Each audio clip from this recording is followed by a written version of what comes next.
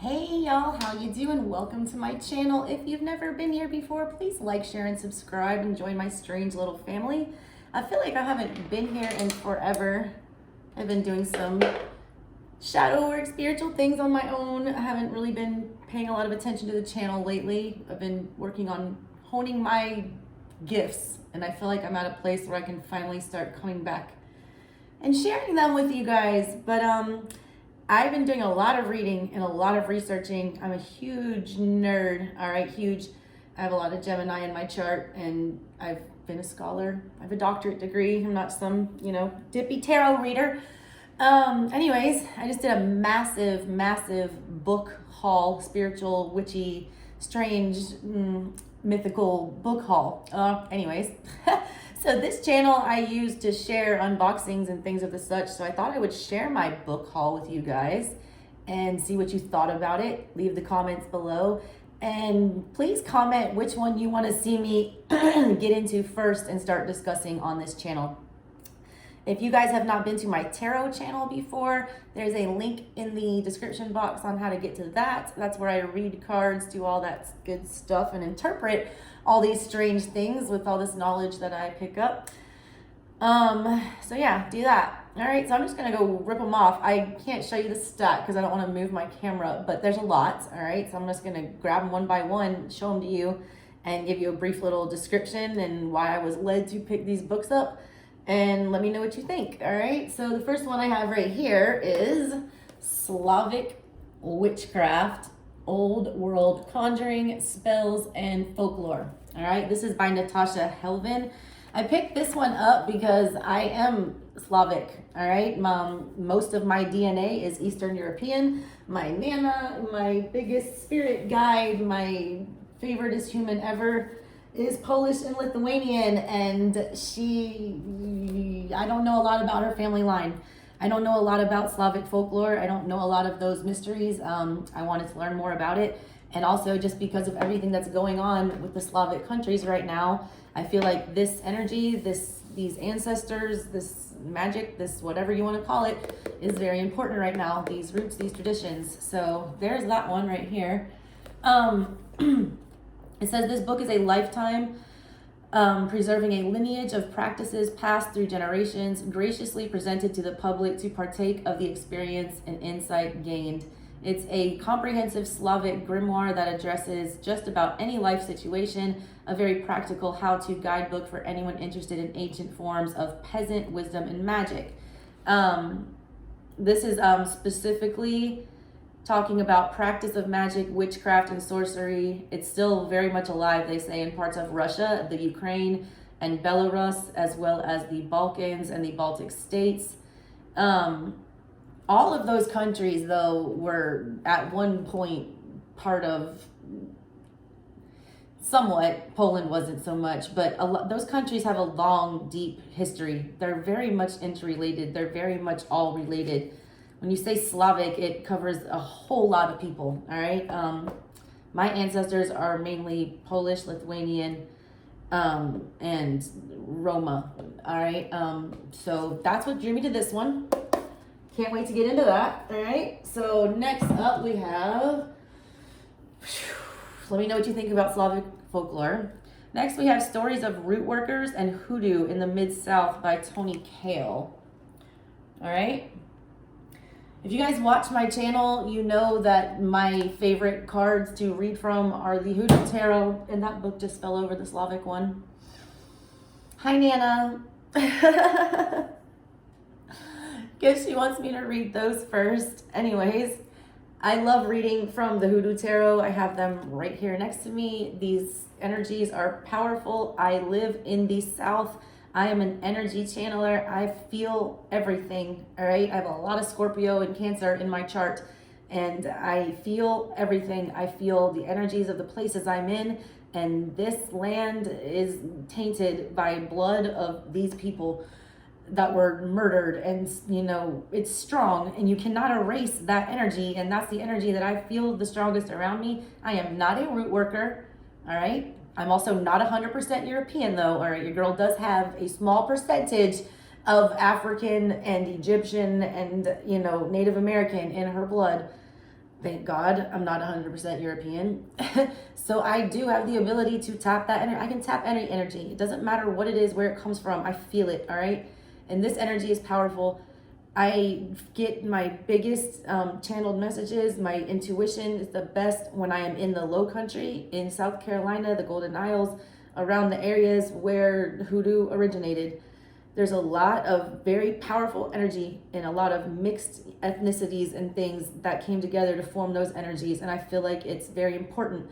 It's also a dying practice that is not, you know, as well known and often abused and confused. All right.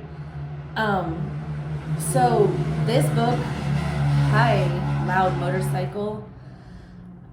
This is stories of real people, all right? These have historical pictures, real accounts, things like that of people from the Mid-South.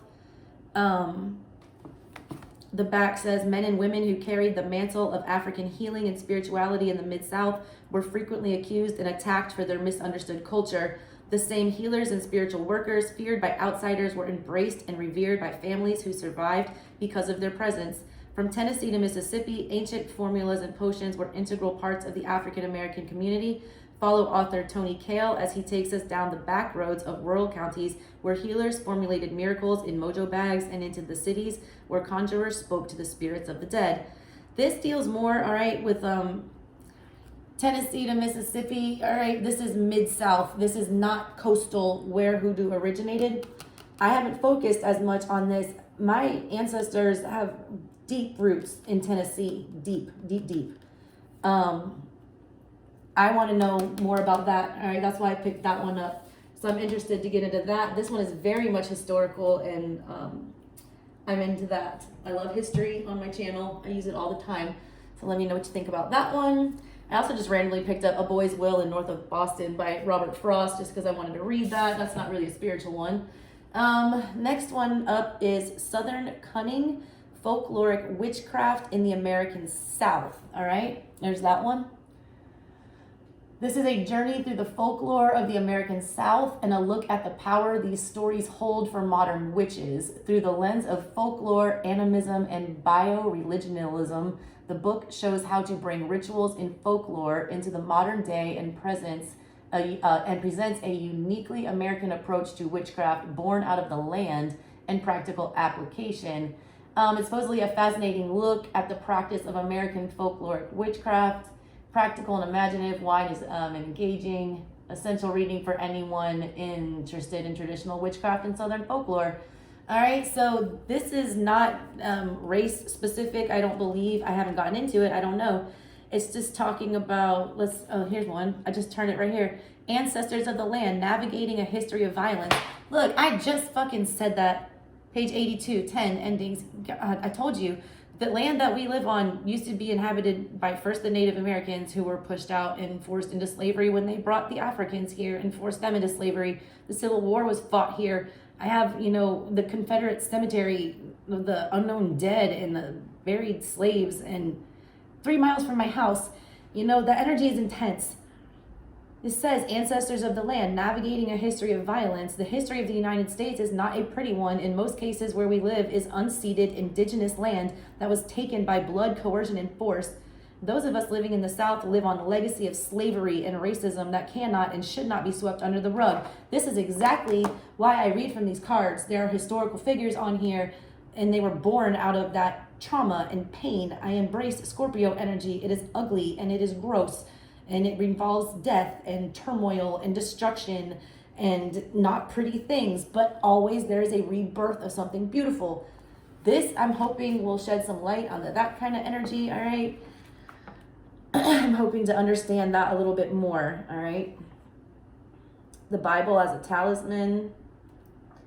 All right, banishing powder. There's all kinds of stuff in here. Stuff about protections, how to protect yourself, haunted land, how to deal with things like that. This is kind of, I feel like, a field guide, especially for people living in the South, because we have a lot of trauma down here on our land. It's not a pretty history at all.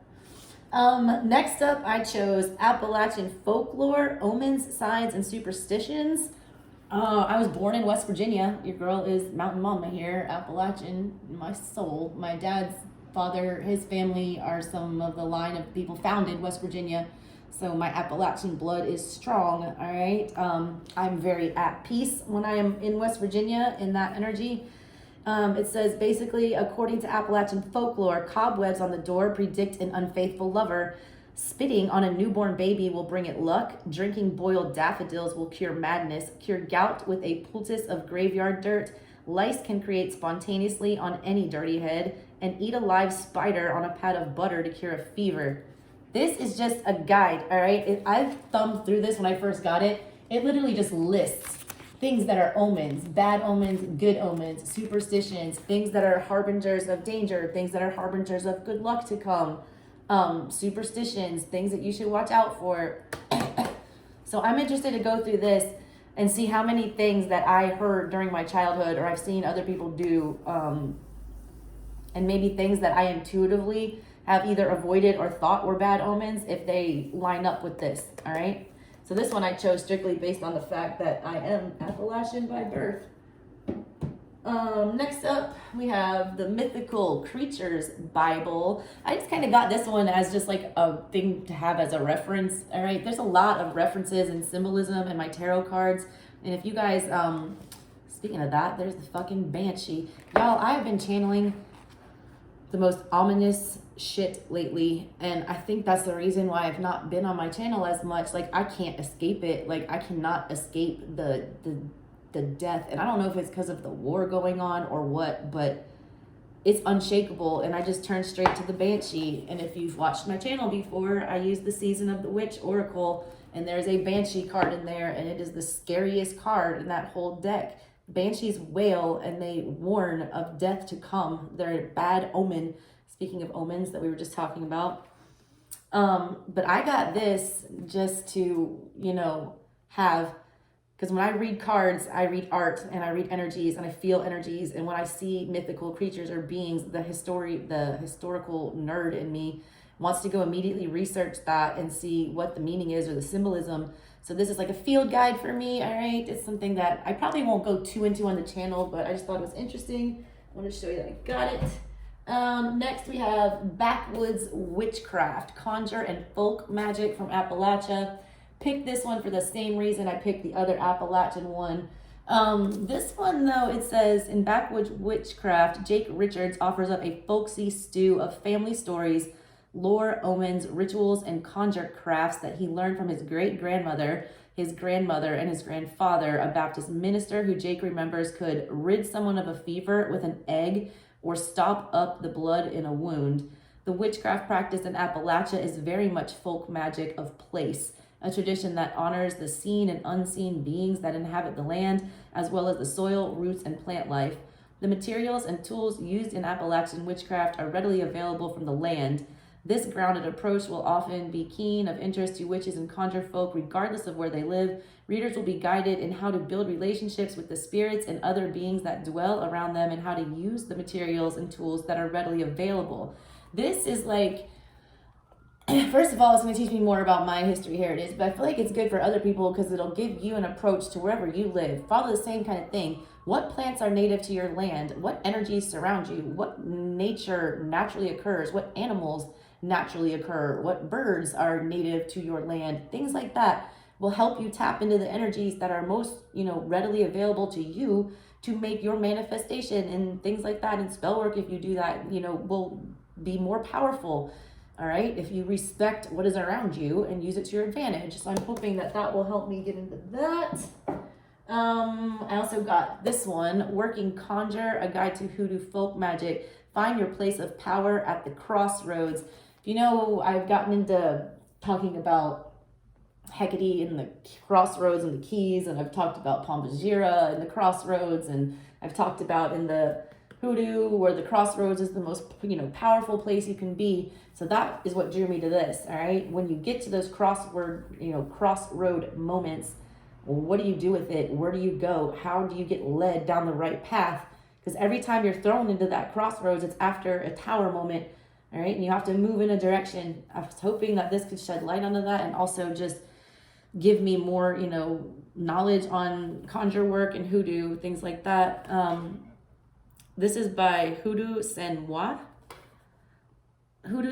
managed to balance a solid delivery on the practice of conjure with just enough theory to create the foundation to do this spiritual work, which is not, as he also reminds us, spiritually easy, and to continue the work given to us by our ancestors to heal each other and the world we share. North node, south node energy is so important right now because the nodes just shifted. That means all this past ancestral trauma, and I just channeled the shit out of some messages to go live later. It's very heavily north node, south node energy hitting us as a collective right now. So learning how to summon ancestral trauma, listen to your ancestors and heal that is very important right now. It says conjure, also known as hoodoo and root work, is an old, powerful, and highly effective system of North American folk magic. Its origin can be traced to slave times, and the purpose at that time was to stop the terrible oppression experienced by the slaves. Working conjure explores the history, culture, principles, fundamentals, and ethics of our conjure, while simultaneously serving as a practical how-to guide for actually doing the work. Experience and revival, taking it beyond its southern roots, conjure is currently among the most popular forms of modern magic. Author Hudu Bible has been a practitioner for over 35 years. In Working Conjure, his first book, he shares the techniques and lessons that will bring hoodoo alive to those who are new to the practice, as well as useful and enlightening information to the adept.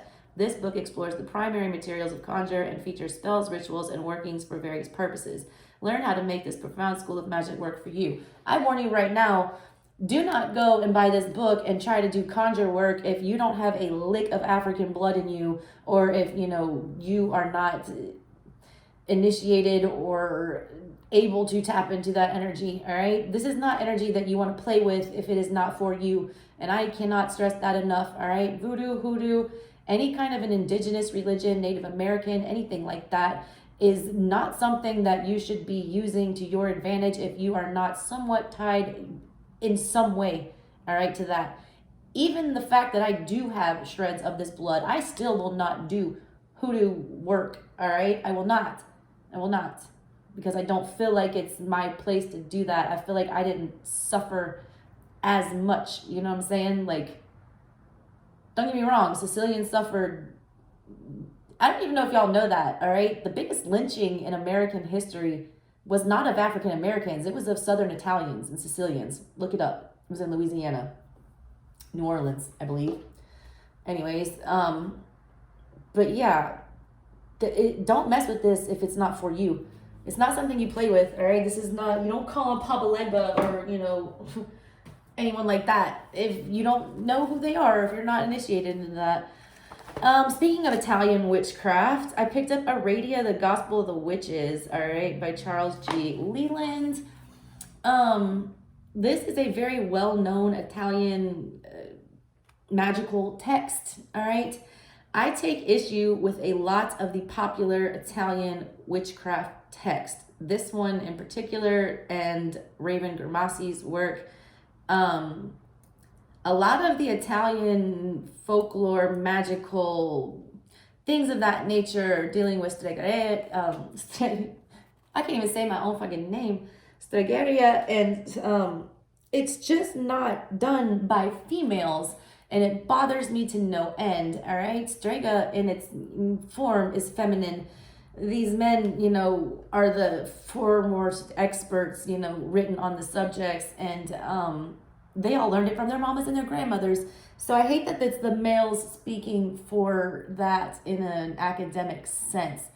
I'm even thinking of authoring my own text on it, all right, to deal with that issue. But this is a canon, all right, I would say, in Italian witchcraft. You should be familiar with it. I have not read it in its entirety, all right, so I will, and I will get back to you on that. That's why I picked that one. I also got this one, which seemed interesting. Country Stories of Ghosts and Bad Men by Todd Curtis Naron, right here. This is basically just a ghost story book, all right? It's written by Todd Curtis Naran. It's a compilation of 10 stories that are gripping, haunting, sometimes disturbing, sometimes amusing, the whole gamut of emotions. This book ties into the well-known theme of the vanishing family farm and rural way of life. Todd grew up on a tobacco farm in Johnston County. He had a very good way of telling stories that made the reader feel in the midst of the actions. All right. So this is basically just like a storybook. I just thought it would be like a fun book to read and maybe like look in to see if there's any credence to these stories, if they were true, if they were, could be proved, anything like that. I liked the title. I thought it was cool. This one is probably the one I'm the most excited to get into because my son calls me Baba, and I found out that that was a joke from my dead Polish Lithuanian Nana, because that is what you call a grandmother and also a witch in Slavic languages. And Baba Yaga, if you want to look up her story, is hilarious to me because I feel like she is so misunderstood. Just like Hecate and all the death goddesses and things like that. Like, these goddesses will work for you if you know how to respect them, all right, and work with them the right way. So this is Baba Yaga's Book of Witchcraft. Move swiftly on your own 2 feet, for Baba Yaga you must meet. It says they're going to take you on a deep dive into the world of Slavic folk magic, rich with color, culture, and fairy tale wisdom. This book is as beautiful as it is helpful. It says discover ancient and modern Slavic magical practices through stories told by the legendary Baba Yaga herself. Learn about the magic of the sun, moon, and the stars, as well as the magic of weather, animals, seasons, stones, food, beeswax, and more. Each chapter includes a piece of the fairy tale of Vasilina, which is very much like a Cinderella fairy tale. There's also comments from Baba Yaga and hands-on tips and techniques from the author. Talks about magical activities, step-by-step instructions, show you how to stitch a Ukrainian folk embroidery motif into protective charms, weave wreaths and herbs, make enchanted puppets, and work with the spirits of the forest, the hearth, and the sauna. With a bounty of tips and information, it will teach you to embrace beauty in these traditional practices and reclaim your personal magic. And it's written by a Ukrainian. Holy shit, I didn't even know that. Madame Pamita is a teacher, candle maker, spellcaster, tarot reader, and Ukrainian diaspora witch. She's the owner of an online spiritual apothecary called Madame Pamita's Parlor of Wonders. I'm going to check that out immediately. She hosts 2 YouTube video series called Candle Magic Class and the weekly Magic Q&A Tea Party. Madame Pamita is also the host of the Magic and the Law of Attraction podcast and author of the Book of Candle Magic. Visit her at www.parlor, and that's Parlour of wonders.com. Holy crap, I can't even believe that. Man, my intuition is crazy. I've been just led. Like, I'm telling you, my channeling stopped for love. It didn't stop for love stuff because I can still tap into it if I need to, but my desire to want to do relationship and romantic readings and one-on-one interpersonal readings has disappeared, and it's gone to a more collective channeling for the greater good and for humanity, because I feel like that is my purpose here, is to make sure we make it through this very crazy transit with Eris and Aries, which I'll get into later on my other channel.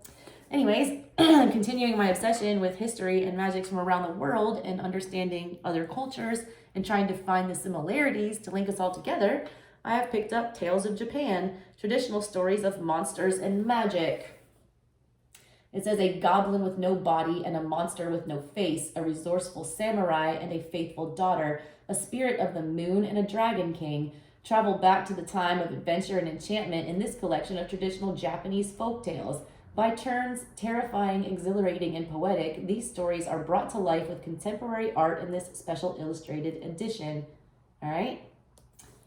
This was, it says illustrations by Kotaro Chiba. This book is just beautiful. It looked beautiful.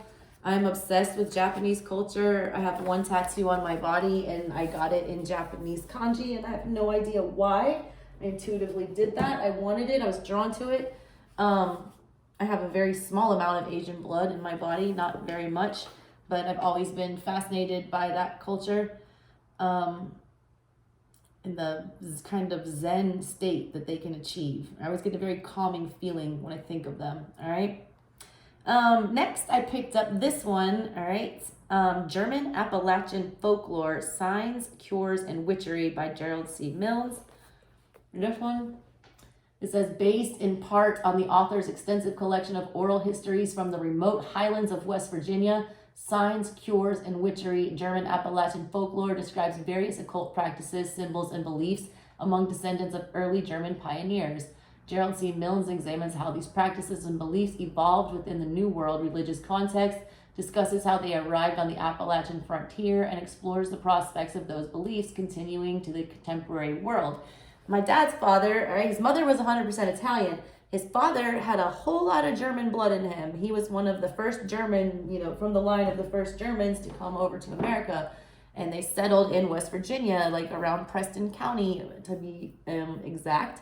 So when I saw straight up a West Virginia book with straight up German links, I was like, hey, dad, what's up? That's literally messages from that line of ancestors. So I saw that and I grabbed it, and I'm very excited to get into that one to see if any of that stuff resonates with me or feels right. So let me know what you think about that one. Next up, I got a couple mythology books, which I'm just going to do in tandem because they are way too big to talk about. All right, I got 1, 2, 3, and 4. All right. First one here is by my boy, Neil Gaiman, Norse mythology. If you don't know who Neil Gaiman is, please look him up, all right? And his wonderful wife, Amanda Palmer. And I know they split, but I think they are still together now, and I don't think they ever got divorced. But anyways, they're soulmates forever, and they will forever be in each other's lives, regardless of anything that happens. I know it, I just do. Neil Gaiman is a genius. He's a brilliant writer and philosopher and satirist, and I can't even speak to you about the way that his work makes me feel. And I have not read this before. I don't know if this is a satirical account of mythology or if this is a historically accurate one. I'm not going to even look right now. I'm just excited to read it, all right? I'm not going to give it away. I want you all to look this man up for yourself, all right? Let's see. And then going along with the mythology, I had this one, which is Mythology, Captivating Greek, Egyptian, Norse, Celtic, and Roman myths all together. Gods, goddesses, heroes, and monsters. This I'm hoping what it will do is put them all together and kind of see how they all are similar, I can't think of any right at the moment because I'm blanking out, all right? But Greek mythology, Roman mythology had, similar gods and goddesses. They had a Greek and a Roman name. Same energies, all right? So I'm hoping they tie those all together as Thor and Zeus are the same people, all right? That's why I wanted this one. I'm hoping it will do something along that line. I also have these two. Oh my God, I got something stuck in my eye, y'all. What is going on here? Anyways, when I was in college at the University of Georgia, all right, when I was a baby, I remember taking a class in mythology, and that semester, it was the only class that I passed because your girl was straight up just not going to school. And I'm brilliant, all right? I've never had a problem in school. I just wasn't going. The only class that I would go to was my mythology class. And I remember it was Edith Hamilton's Mythology was the book that was the required reading and the text that we used, all right, for that class. And I found it, all right, on sale and a very beautiful copy of it, all right? This book is amazing. If you are a Greek mythology, all right, this is Greek mythology. If you are a Greek mythology person, all right, this is for you. I got way into this book today with a lot of different stuff, all right? And that book is a must-have for any mythology person. I also got this one by Annette Gieskecki. I can't even say her name. This is Classical Mythology A to Z, Encyclopedia, all right, of gods, goddesses, heroes, heroines, nymphs, spirits, monsters, and places. So this is just a reference book for me to have, all right, so that I can pull it without having to, rely on the internet all the time. So those are more for just reference. Continuing on with trying to understand other cultures, I picked up this one, the Native American Herbalist Bible, all right?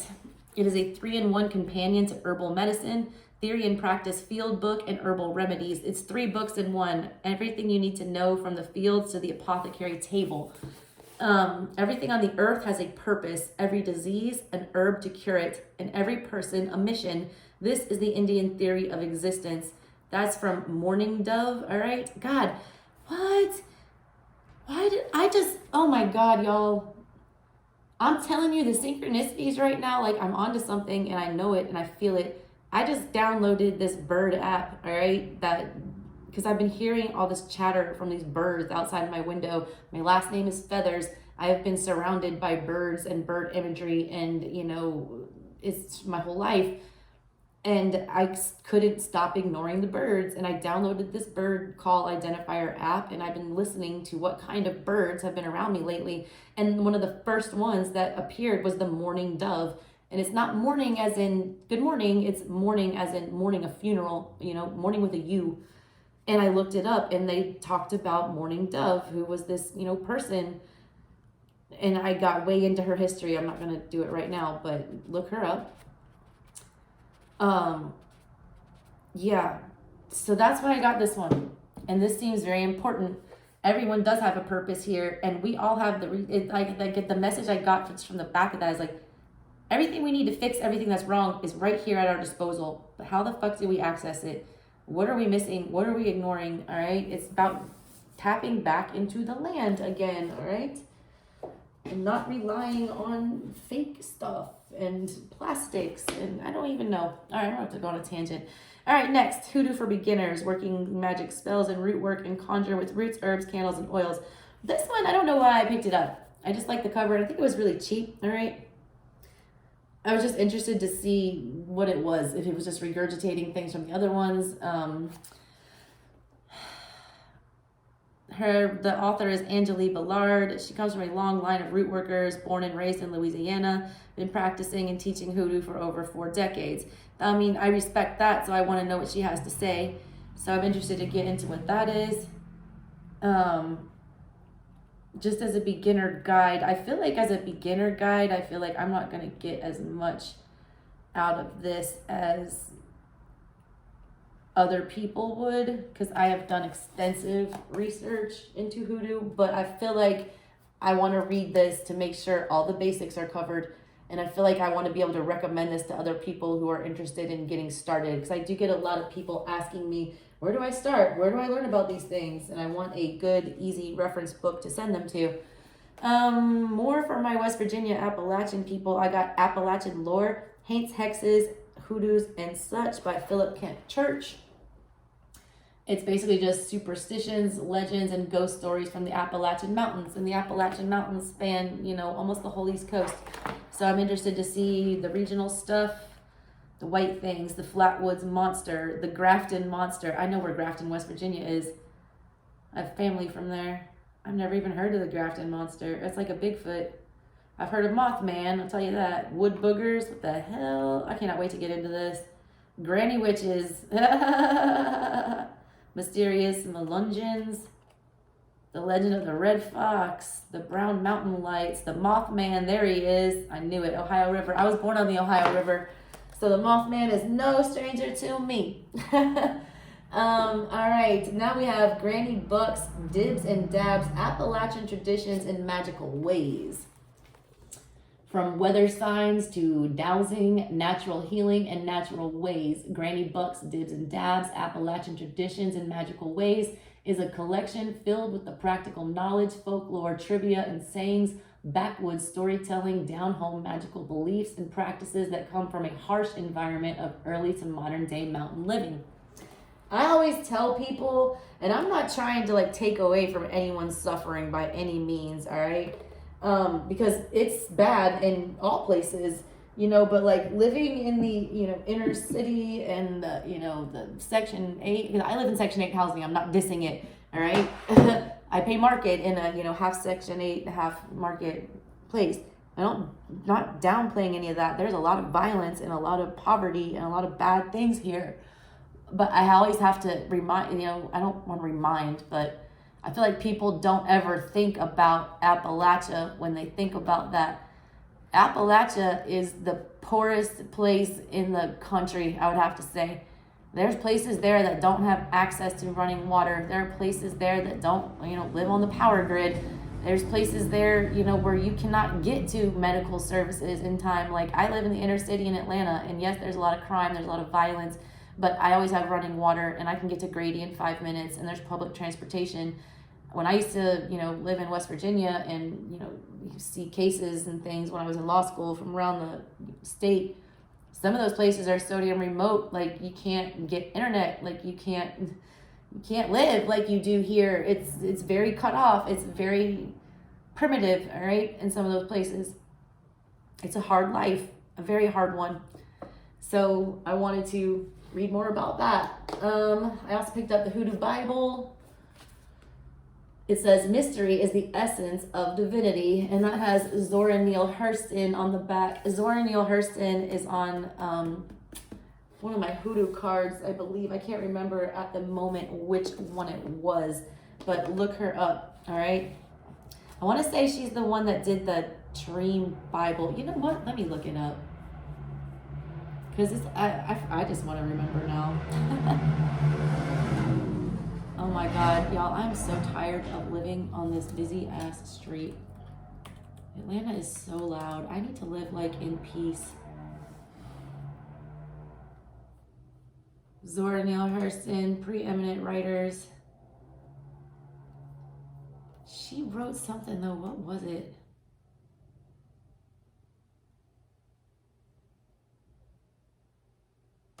Oh my God, y'all, my ability to recall information has been so stunted lately because I feel like I'm in Gemini energy on speed lately.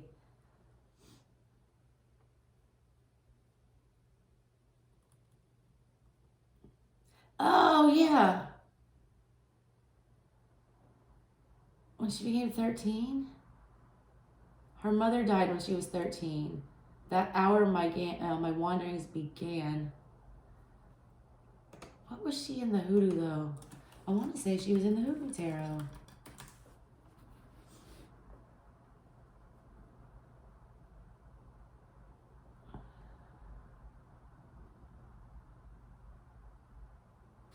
Father Sims? Is that what it was? Virgo energy. There it is.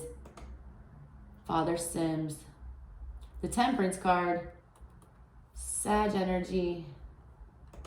Virgo energy.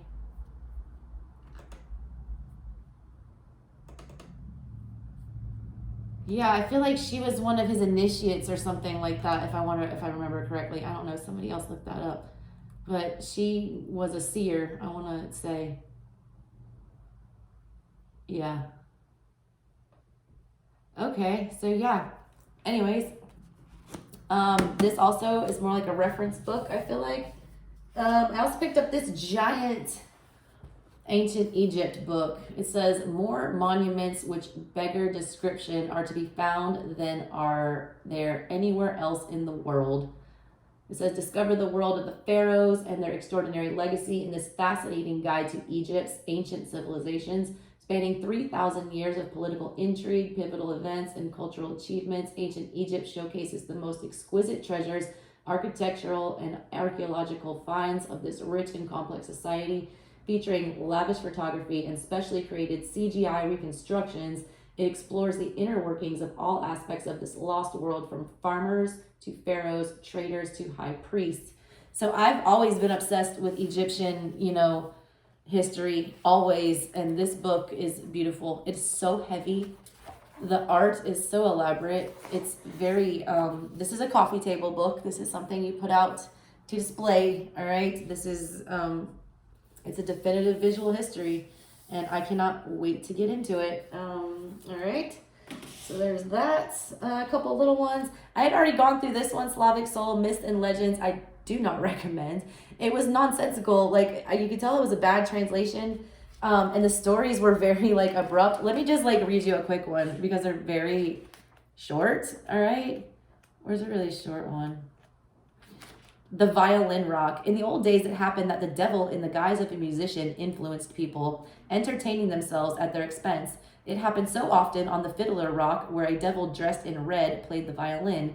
Anyone who heard the devil's music would start dancing wildly. Once upon a time, a Swedish unit was marching there. As soon as the soldiers heard the violin sound, they started dancing. Nothing and no one could stop them. They danced alone or in pairs, jumping and stomping and spinning. In this dancing frenzy, they imperceptibly lit fire on the gunpowder carts. After a while, a powerful blast sent them straight to hell, and over the Fiddler Rock for a long time, among the smoke, the devil's ominous laughter was floating. The end. That's the whole story. I was more confused after reading this. I mean, I was like laughing, all right? So it was funny, I guess. I don't know. I don't want to like tell you never to read something, but as far as like gaining information, it was very little to be had. It was very much all over the place. It was very strange, all right? They all had to do, like, with the devil, though, all right? Almost all of them, which I found a little unsettling. I also picked up this Encyclopedia of Magical Herbs. All right, that's pretty self-explanatory. Just as a reference book for me, I want to see what's growing around my house and check it out. This one is super interesting, and if you are a tarot reader, this is a must purchase, all right? Must purchase, I'm telling you right now. Buy it immediately. Tarot Correspondences, all right? It's called Tarot Correspondences, Ancient Secrets for Everyday Readers by T. Susan Chang. It includes over 100 essential tables and charts.